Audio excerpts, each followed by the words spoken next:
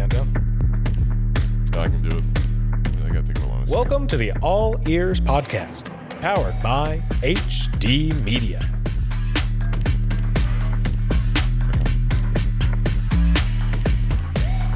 All right, here we go. In 3, 2, and in 1.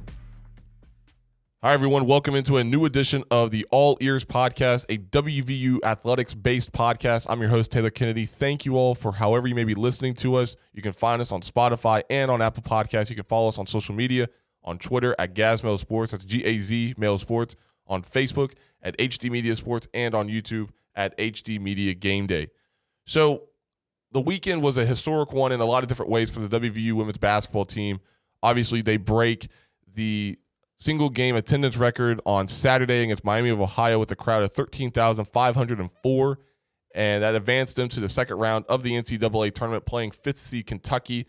And again, another great crowd, 12,830. But the flip side of this one is Kentucky takes the second round game 74-73, and you can go down a lot of different avenues. We're actually going to be joined by Quinn, Robie, a friend of this program, coming up in the next segment. And he and I are going to talk for a couple of minutes about not only this game, but recapping the season in totality, and a lot of great stuff to come for you guys in the second and third segment. So, yeah, 74-73 the final. In the second half alone, Kentucky took the third quarter 26-14, actually outscored WVU 13-2 in about the first 5 to 6 minutes, and then WVU responded in the fourth quarter, outscoring them 23-12. They were down by 12 going into the fourth quarter, 62-50, but then Sydney Shaw, Gia Cook kind of took over there early on in the game to kind of close that gap to make it a 1-point game with 1:20 left, following 2 Jordan Harrison free throws. And I want to bring Sean McAllister on, who's one of the producers of this podcast. And Sean, you were there over the weekend for both games, both Saturday and Monday. And I mentioned the crowds. To me, I'll talk more about this as we go along, but Saturday and Monday, especially Saturday, top 5 crowd and atmosphere I've ever witnessed for a WVU sporting event. 100% Taylor. If I'm athletic director Ren Baker this morning, I'm calling the finest structural engineers in this state and having them come into the Hope Coliseum and checking for cracks. That place was rocking both Saturday and Monday. Now, they were 675 off of breaking the record, again, the attendance record on Monday. But boy, oh boy, Monday's crowd, electric. Now, Kentucky silenced them a few times with some big shots there down the stretch. But overall, what a great weekend for the women's basketball team. I mean, the Upper Bowl was open. Fans were lined up outside of the stadiums before. I mean, pep bands, the student section was moved. I mean, phenomenal atmosphere, a great weekend of basketball in Morgantown. Yeah, there was definitely a buzz leading into Saturday, especially whenever you're just walking to the arena. I had to walk a little bit further because rookie mistake, was a little late to the party getting there. But typical. Yeah, typical. Then yesterday, got there relatively early, so I learned from my mistake. Was able to park where normally do for men's basketball. But, yeah, you're right. Those lines, especially at the Mountaineer Gate, which is on the backside of the Coliseum closest to Dick Delesk Soccer Stadium, that line was from the door, and that was already crowded inside that cushion area, all the way down to the other side of where the aquatic center is there behind the Coliseum. So unbelievable crowd. I think a lot of reasons why that happened is this fan base is itching and yearning for a winner. And I think they found it with this women's basketball team, finishing their season 28-7, the third consecutive season under Mark Kellogg, winning at least 25 games, with this season obviously being the most, but not the way you wanted it to end, I think. And we'll talk more about this in the next segment with Quinn, but the raw emotion, you can just see coming off the floor, they were unhappy with that result, as any player would be. You losing by 1 in the NCAA tournament, trying to get to your first Sweet 16 appearance since 1992. A lot of emotions on a lot of different levels. 100%. Of course, I'm a photographer here at the Gazette and was on the court. I mean, Gia comes down the lane. I mean, she snatched the girl's ankles. Touched earth. Touched wide earth. Open shot. That's exactly what Mark Kellogg wants. Yeah. I mean, final seconds, Gia Cook, ball in her hand. She was on a heater all game, but sometimes the ball just doesn't bounce. Yeah. And that's what happened to West Virginia Monday night. Yeah, I want to get to that comment from Sydney Shaw, who also finished with 23 points, along with Gia Cook scoring 23. And here's Sydney Shaw talking about Gia Cook's final shot after the ankle breaker. I I think everybody thought that ball was going in. I thought it was a great shot. I thought she did a good job creating a good shot for herself. And, 9 times out of 10, that shot's going in. This was the 1 out of 10. That is Cindy Shaw talking about her teammate Gia Cook's final shot that would have given WVU the lead. And, again, WVU loses 74-73 against Kentucky in front of a crowd of 12,830. Break the take here on the All Eers podcast. We're going to be joined by Quinn Robie on the other side of this break. This is the All Eers podcast. HD Media Game Day is your streaming home for the best in live high school sports across West Virginia. Featuring football, basketball, soccer, and more, HD Media Game Day brings the action to you for free, exclusively on our YouTube channel and at hdmediagameday.com. When you can't make it to the game, HD Media Game Day has you covered. As the game gets faster, stronger, more dynamic, your equipment has to keep up. Introducing the Riddell Athenaeum, the next evolution in football protection, designed to match the speed and strength of today's athlete. Contact West Virginia Riddell representative Casey Turley at 304-552-5960. Gear up, play smart, stay protected. We continue our conversation here on the All Eers podcast, and I'm joined by Swiss Army Knife of the Daily Athenaeum and U92 Student Radio at West Virginia University, Quinn Robie. Quinn, you had the call in the game. Let's just start at a macro. Your biggest takeaway from that game and just the way that it ended? I think the size definitely got to West Virginia.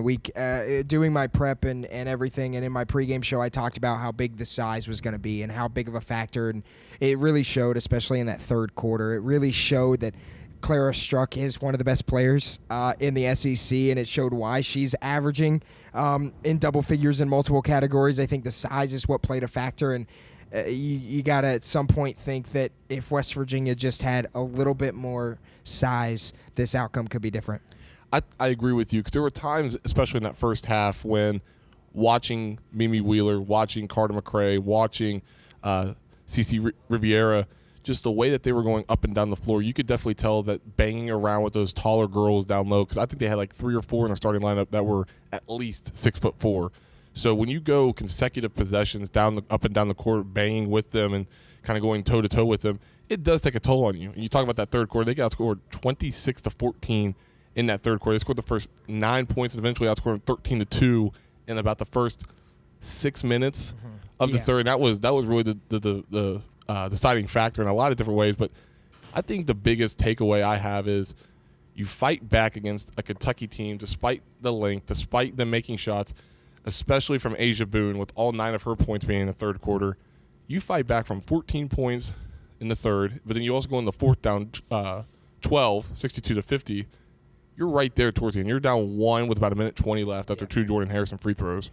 Yeah, I think you had to feel good where you were, especially how the game was. I think you had to feel good with the ball in Jordan Harrison's hand. I think the way that things were falling, I felt like, it was anybody's game. And the crowd played such a huge factor. I mean, how good has the crowd been all weekend? And the attendance says 12,830, but it seemed like it was a lot more than that. And I mean, there were times where I couldn't even hear myself. And so the crowd played such a factor, and especially down that stretch in the fourth quarter. With Jordan Harrison having the ball in her hands, you felt all the confidence in the world that they were going to win that game. And honestly, that's probably a good feeling if you're Coach Mark Kellogg, to have that feeling of you're just the utmost confidence in your point guard with 1:20. Going along the lines of Kellogg, I thought he gave a really riveting, I guess is one word you could say, passionate would probably be another, just his emotions at the end. You could definitely tell just watching him up at the podium, and you were in there during the post-game press conference, hearing him, seeing his facial reaction. We'll get to the audio clip here in just 1 second, but just the way that this team impacted him, you could tell that this 25-26 team is going to be one that he will forever remember, regardless of where he goes down the line, whether he's here for a while or he goes elsewhere down the line. This 25-26 team had a lot of different memories, but they also made him a better person. And here's that clip that I was just referring to from Mark Kellogg talking about the emotions of the end of not only the game, but the season. Yeah, I mean, it's hard to do it, to be honest. I mean, yes, I know there's finality. I don't know if it still quite feels like there's finality to it. Because I'm going to want to wake up tomorrow and do what I've always been doing for the last 6 months. And I won't have that. So that's when it will probably hit a little bit more. Yeah, it's a weird feeling because I do have an immense pride for this group. Like I'm really proud of them, and it's hard to say after a loss. And I hate that because the goal is to win the game. Like I want to get to a Sweet 16. I wanted to play it here. I want to win championships. That's what we were. When Ren brought me here 3 years ago, that was the plan. This was part of the vision. So like I'm proud of that. Like this was phenomenal. Environment. That's what I mean. That's what this state is. That's what I've learned about this place. Man, if you love them, they'll love you back. So yeah, but disappointed because I want to figure out a way to win this one. That would have been the first time in our program's history to win multiple NCAA tournament games. Has been 92 since we've been to the Sweet 16. You lose by 1, so I'm going to replay that. How could I have helped them a little bit better? Got away from us in the third quarter, I thought, so that's disappointing. Couldn't quite get them back. So I'll replay it all. So, yeah, there's a bit brief disappointment. I'm really proud of the year we had. I love these kids to death. They gave me everything. So at the end of the day, I'm gonna feel good about what we did this year for sure. We'll go here and then to Taylor. That's head coach Mark Kellogg talking about his just raw emotions. And you could definitely tell as well, Quinn. You go back to Jordan Harrison and just – I forget who asked the question. It might have been Justin Jackson from the Dominion Post, I believe. But someone asked her about her time at WVU. And she was here for 3 years, came with Mark Kellogg whenever he got the job in his first season back in 2023. It sucks seeing it from afar, but it must definitely suck even more so from a player like that that's been with Kellogg. And Kellogg even mentioned having known her since she was 16. Mm-hmm. I mean, you just got to – my heart aches. Yeah, and she even talked about it. Obviously you knew that the end was near at some point. And he mentioned that they knew that the end was near, but I don't think they fully thought about it. And she talked about how, she actually – it was on Three Guys before the game where she mentioned how she was originally committed to Stephen F. Austin. One of the assistant coaches left and took a job elsewhere. She actually decommitted. And then it was Mark that started pursuing her and recruiting her. So it was twice that he recruited her. And then even a little bit of a third time, although she was fully committed once he took the job here, but a little bit of a third time. And so think about how much their relationship has been and how much, like you mentioned, since she was 16 years old, and maybe it's a little before that too. And so how much those two are. And even seeing it today, I think I kind of took it in a little more too, is she wouldn't even look over at him because she knew what play he wanted to call. And I think that is, you don't see that very often. And that was really cool to see that, like, he was telling everybody else, but she knew what was coming next. And that was awesome to see. I think that's the other thing I want you guys to hear her comments following the game about her time at West Virginia, because it is a very powerful comment that she made and a statement that she made as well. But I think it goes back as well. I don't think I've mentioned this before on this program or elsewhere in a column, but that's the missing factor a lot of times in collegiate athletics nowadays. Sometimes you'll have coaches connect with players, whether it be for a year or 2 years. I don't really see that happening as much anymore just because of this whole transfer portal and how much people and players get into the portal, and even coaches going elsewhere in short spans. But the Kellogg-Harrison relationship, to me, is one of the most genuine and authentic ones that we have seen in collegiate athletics since this whole transfer portal thing opened up just a few years ago.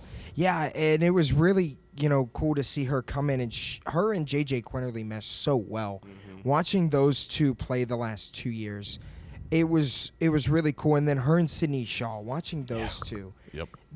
There's not a better point guard. And she mentioned this, too, is when she was getting recruited to Stephen F. Austin, he had a smaller point guard, too, who was top of the conference and all that. And that's why she wanted to go there. She knew that he could make her the best player. And I think you've seen that not only this year, but you've seen that. And this year, there was a big question mark coming into it was, what kind of a player was she going to be?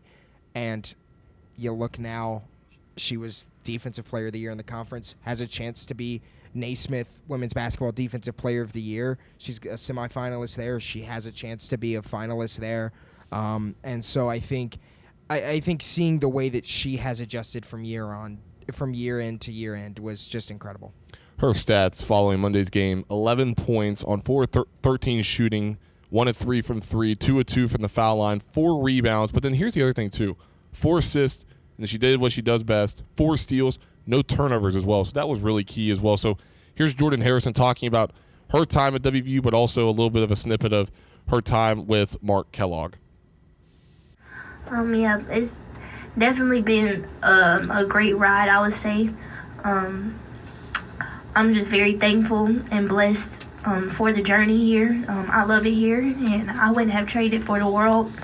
But yeah, we had to build, and I think that's what we did. We just build it up more each year. And yeah, and I just want to thank Coach Kellogg for believing in me. But yeah, it's definitely been a great journey, and I'm happy to have done it with my teammates. Again, that was Jordan Harrison talking about her time in Morgantown playing for Coach Kellogg as their chapter has now come to an end. Harrison's third and final season at WVU ends with a 74-73 defeat to the Kentucky Wildcats, who advanced to the Sweet 16, playing the top seed in the region, the Texas Longhorns, coming up later in the week in front of a crowd of 12,830. Break to take here. We'll finish our conversation with Quinn and Robie on the other side of this break. This is the All Eers Podcast. Oh, good gravy. The kind made from real premium sausage. The kind that's smothered over deliciousness. The kind you can only get at Tudor's Biscuit World. That's the gravy that's oh so good. It's the perfect topping to your biscuits or your taters, and even makes a delicious side. It's oh so good gravy. Tudor's Biscuit World. We're dripping with oh good gravy.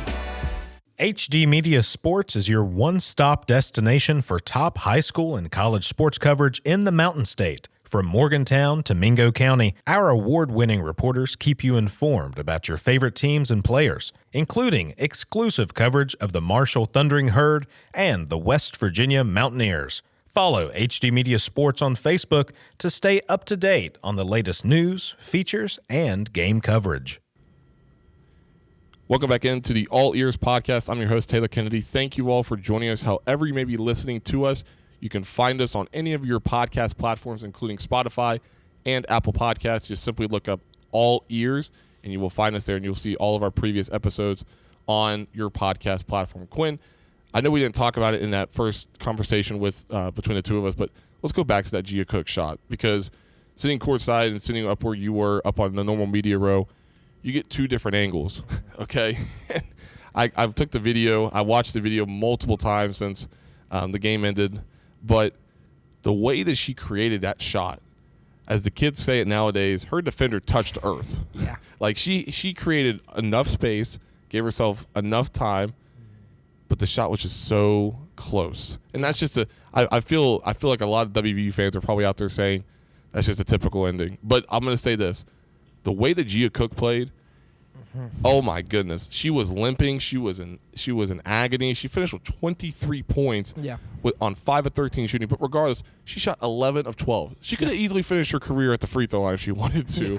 And just my heart goes out to her just because of how much fight that she showed playing a little over 37 minutes. Your takeaways from Gia Cook? Yeah, and I think if you're a West Virginia fan, you're happy that you're going to get her back for another season. And I think the thing that stands out to me is she came out for warm-ups in the second half with a muscle spasm brace on that was heating up her back, and that was it was massaging her back because she was having muscle spasms from when she was taking all of those hits in the first half.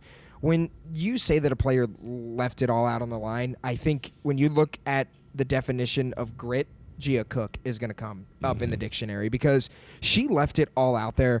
I mean, she went to the free throw line 12 times. Not only that, she made 2 big-time threes, and she was hitting every shot. Oh, is what it seemed like. But that last shot, Mark Kellogg said in the press conference that, he told Gia after the game that he would still go to her. And Sydney Shaw said that 9 times out of 10 she's going to make that, and that happened to be the one. And I can completely agree. I've watched this team all season. I've covered this team all season, and I've called a majority of their games, and I think that is true. I think she does not miss those very often. She's very good at creating her own space. She's very good at making a shot when she creates her own space. I am still kind of in shock that she missed that shot because, again, she makes that 9 out of 10 times. Yeah, you talk about the future. You hopefully bring back Gia Cook. You never know with this whole transfer portal era, but just if you bring her back, that's a really good start, a really good starting point to build leading into the 26-27 season. And I thought Mark Kellogg gave a really good answer in regards to the next steps for this program, whether or not they just cherish this moment as being special, or does this kind of become the norm, being able to host first and second round regional games here in Morgantown at Hope Coliseum. And here's Mark Kellogg talking about the next steps in this program, going from special to now being a norm. Well, I don't know how we get to normal yet, since we had never had it. If it was happening every year, I guess that would become normal. You got to start somewhere, I guess, would be my answer to your question. And then now, if this becomes a trend, then it maybe becomes normal. But like, there's only 16. We have 362 or whatever we got Division I teams, and only 16 of them get to play at home. So it's really, really hard to do. But I think that's where our program is. You know, we've got it to where we were ranked 11th in the country and won a tournament title. So I think we're in a great spot. But yeah, I don't want this to be it. Like, I want to continue to grow it. I didn't want it to be about, we played Iowa close a couple years ago, and that was what we were known for. Like, I don't want that either. I want to be a program that hosts year after year. But that takes a lot of work and a commitment and those types of things from a lot of people. But we're fortunate, and I think we showed this weekend how special this place is, and how rewarded you'll feel if you do the right things and buy in and have a great program. That's head coach Mark Kellogg talking about the future with this program. And Quinn, I'll go back to you with this, because I do think there are a lot of deciding factors in how this team is going to look in the next, 3-4 months maybe, because the transfer portal window does open up relatively soon as we're recording this. But if you hopefully retain Gia Cook, that's a good starting point. My biggest thing is now you got to get size. You saw how much of a pivotal factor that was for Kentucky in this game in the second round. Mm-hmm. Their size, I mentioned earlier, they had at least 3 players in their starting lineup that are at least 6'4". Mm-hmm. Man, you get some size. This is a completely different looking team. Yeah, and I think you're probably going to assume that Jordan Thomas could be on her way out.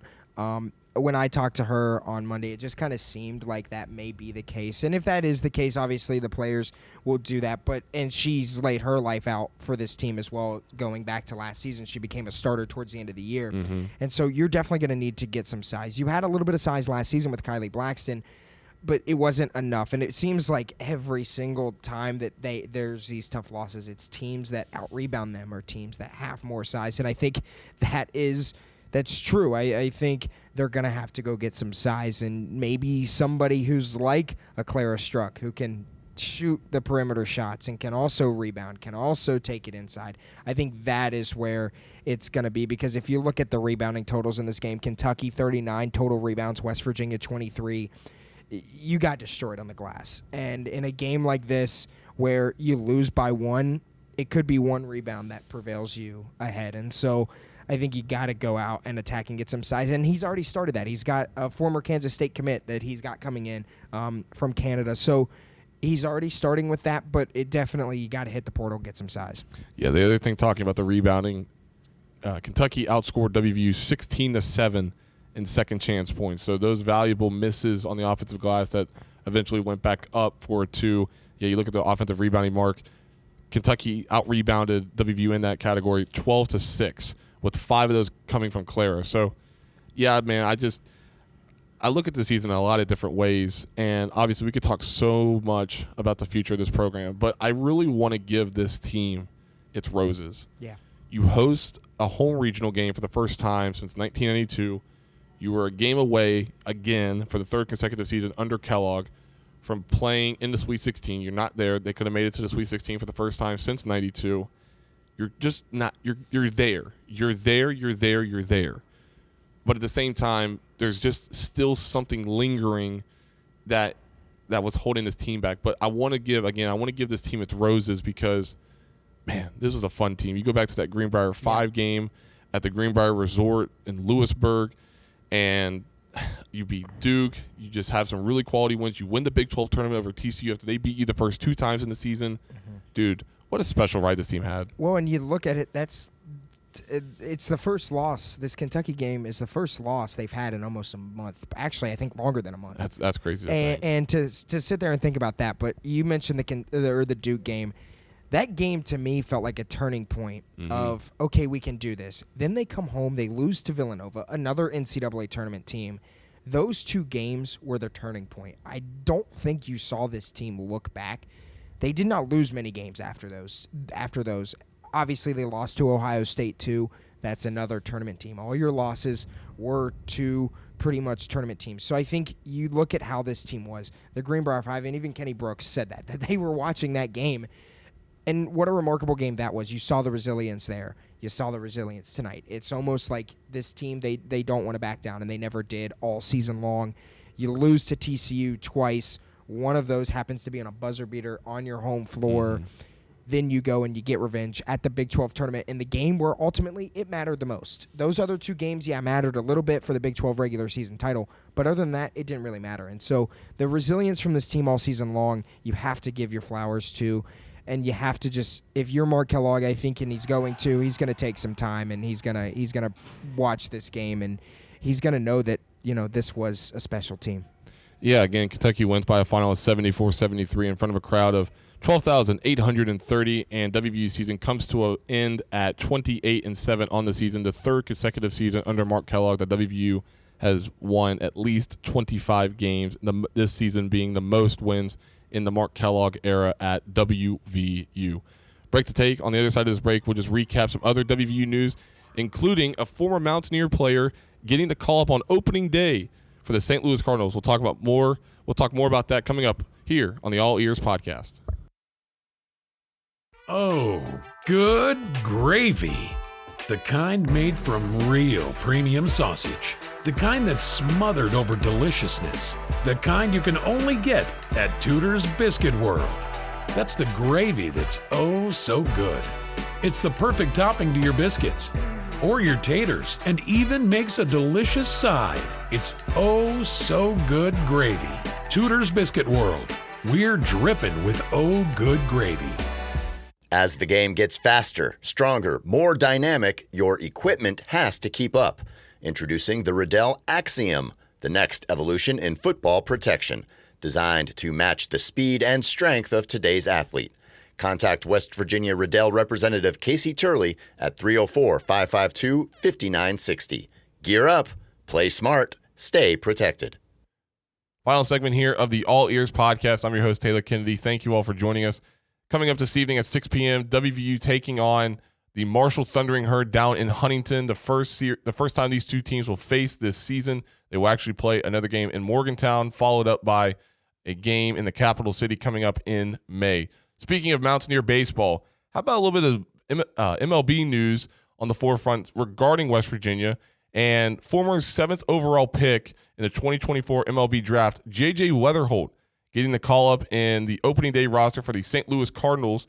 And what a fantastic honor J.J. Weatherholt has, for as everybody knows that follows WVU baseball. Had a fantastic career following what Alek Manoah did at WVU and became another guy picked very highly in the MLB draft, again, by the St. Louis Cardinals. And they will play later this week as the Major League Baseball schedule tees off and goes off, and whatever baseball analogy you want to throw in there.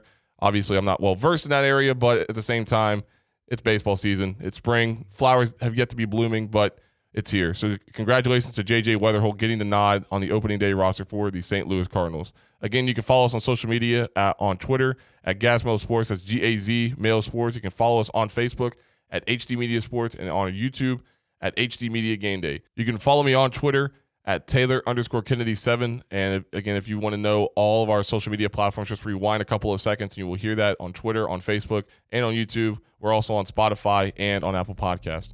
We'll have another edition of the All Ears podcast later on this week, and we will see you all then. This is the All Ears podcast. You have been listening to the All Ears podcast, powered by HD Media.